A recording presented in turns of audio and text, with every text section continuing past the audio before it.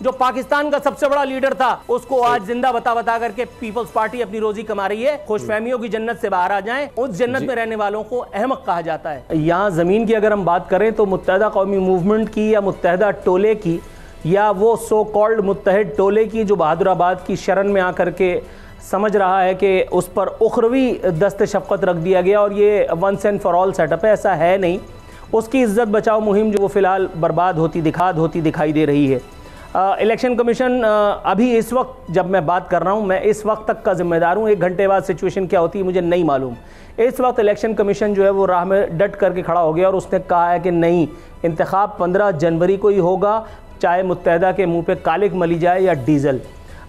इस कार खैर में रुकावट आर्जी तौर पर बनी है सिंध हुकूमत। इससे पहले सिंध के ये हैंडसम वज़ीर जो मेरा फ़ोन पहले ही इंटरव्यू के बाद से ब्लॉक किए बैठे हैं, जिन्हें लगता है कि उसके बाद आरफीन नहीं आएगा, शर्जील इनाम मेमन, इनको इनाम में वजारत मिल गई है एक मरतबा फिर। और इन्होंने इससे पहले कहा था कि जी अब बल्दियाती इंतखाबात की राह में कोई रुकावट बर्दाश्त नहीं की जाएगी और अब हम इसको रोक भी नहीं सकते। इसीलिए सिंध हुकूमत ने अपने ज़ेर नगी काम करने वाले इदारों को और वहाँ मुलाजमीन को खिदमात फ़राहम करने के लिए एक सर्कुलर वगैरह भी जारी कर दिया गया था। इतवार के दिन उनको सर्विस पे बुला भी लिया गया था। लेकिन अब अचानक शर्जील इनाम मेमन ने 180 डिग्री का यू टर्न लेते हुए एक मरतबा फिर, शायद इमरान खान की सोबत का असर है या वल्लाह आलम उनकी सियासत से मुतासर है, उन्होंने कहा है कि जी इंतखाबात अब इलेक्शन कमीशन की मर्ज़ी से नहीं हो सकते। उन्होंने फरमाया है कि कानून के मुताबिक इलेक्शन कमीशन सिंध हुकूमत का इख्तियार चैलेंज नहीं कर सकता।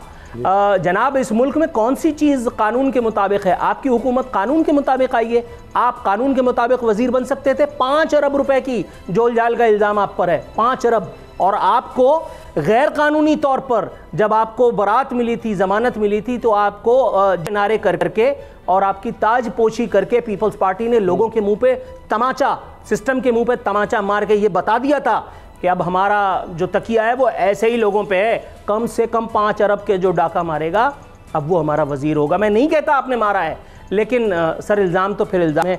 आगे उन्होंने बड़ा खूबसूरत एक बहाना बनाया है। कह रहे थे कि पाक फ़ौज दहशतगर्दी के ख़िलाफ़ जंग में मसरूफ़ है। आर्मी चीफ का नाम शर्जील इनाम मेमन तो नहीं है और ना आप DGISI हैं। और अल्लाह रब्बुल इज़्ज़त का हज़ार शुक्र अदा करता हूँ कि पीपल्स पार्टी में से कोई ना DGISI है ना आर्मी चीफ है, वरना पता नहीं क्या होता। वरना आप भी वहाँ माज पे बैठे जिए भुट्टो के नारे लगा रहे होते। सर मतलब पाक फ़ौज ने आपको ये अथॉरिटी कब दी? पाक फ़ौज तो वैसे भी क्विक रिस्पॉन्स फोर्स के तौर पे, मतलब उसने तो पीछे रहना था। वो तो सिर्फ हमने दिखा करके लोगों को बता देना था कि शट अप, और काम तो सारा सामने वालों ने करना था। GHQ तो पहले ही इस हवाले से जो है वो हिदायत जारी कर चुका है। GHQ को प्रॉब्लम नहीं है, सानू की। मतलब आप पाक फ़ौज के तर्जुमान DGISPR बनने की ख्वाहिश चल रही है आपको। कह रहे MQM के मुतालबे पर नोटिफिकेशन जारी किया। अभी थोड़ी देर पहले मैंने बताया कि वो जो एक दूसरे के काले करतूत हैं वो एक दूसरे को बचाने के लिए कभी ना कभी रास्ते में आ ही जाते हैं। इसी वजह से ये मिल बैठ करके खापा करने की कोशिश की गई है। इलेक्शन कमीशन बता चुका है कि सिंध हुकूमत का नोटिफिकेशन SLGA कानून की खिलाफ वर्जी है। IG सिंध और चीफ सेक्रेटरी सिक्योरिटी के फुल प्रूफ इंतजाम करें। ब्लडी फूल इंतजाम करने के आप कहते तो IG सिंध यकीनन कर देता, क्योंकि ब्लडी फूल या इडियोटिक किस्म की जिस तरह की सिक्योरिटी हो रही है, मतलब इन बेचारों के बस में तो वही है। इनके आगे पीछे 10, 12, 15, 16 टुल्ले लगा करके और ये अपना सलाम साहब कर रहे होते हैं। इनके हाथ में थोड़ी है कुछ रोकना रुकाना। मैं दूसरी तरफ, अब अगर पुलिस की बात आई है तो मैं ये खुशखबरी महाजिरों को, वो बेचारे कम अकल महाजिर जो कल से फुदक रहे हैं कि एक मरतबा फिर मुत्तहिद हो गए। भाई मियाँ बॉस, बात यह है कि अब मुत्तहदा कौमी मूवमेंट में भी टुल्लेबाजी शुरू हो गई है। और मुत्तहदा कौमी मूवमेंट के नए टुल्लों के नाम है मुस्तफ़ा कमाल, फारूक सत्तार और अनीस कायम खानी। और अब इन टुल्लों को वसीम अख्तर और अब्दुल वसीम के साथ एक नया फर्ज जिम्मेदारी एक सौंप दी गई है कि आप शहर भर में जाकर के पेट्रोल फ्यूल जला करके कारकुनान के हौसले बुलंद करें। किस कारकुन के?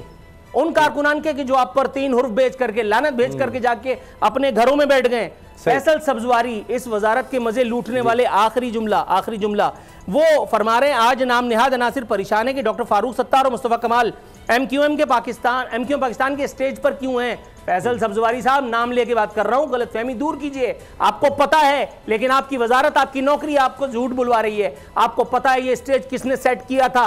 याद रखिए, एक स्टेज उन्होंने अल्ताफ हुसैन के लिए भी सेट किया था, स्टेज के नीचे ले गए। एक स्टेज उन्होंने किसी और के लिए भी सेट किया था, जो पाकिस्तान का सबसे बड़ा लीडर था, उसको आज जिंदा बता करके पीपल्स पार्टी अपनी रोजी कमा रही है। खुशफहमियों की जन्नत से बाहर आ जाएं। उस जन्नत में रहने वालों को अहमक कहा जाता है। अगर आपको ये वीडियो पसंद आई तो सब्सक्राइब करें और बेल पर क्लिक करें। 2022 बहुत सारे तोहफे भी देके गया पाकिस्तान की आवाम को। पाकिस्तान की आवाम को एक तोहफा ये दिया कि आवाम को पता चल गया कि पाकिस्तान का मीडिया क्या है। साल 2022 में सबसे ज्यादा देखे जाने वाला चैनल बोल्ड न्यूज रहा नंबर 1। हमने बहुत सारे शोज और ट्रांसमिशंस की, पूरा साल मुसलसल जदोजहद में निकल गया कि ये वोट ऑफ कॉन्फिडेंस के पीछे कौन लोग थे। तोड़े रेटिंग के सभी रिकॉर्ड। सोशल मीडिया पर भी सबसे ज्यादा तेजी से 2.4 बिलियन व्यूज का संगे मील अबूर किया। एंकर्स को भी आवाम में सबसे ज्यादा मकबूलियत मिली और सोशल मीडिया पर भी बोल रहा सब पर भारी। सब्सक्राइब करें और बेल दबाएं ताकि कोई खबर रह न जाए।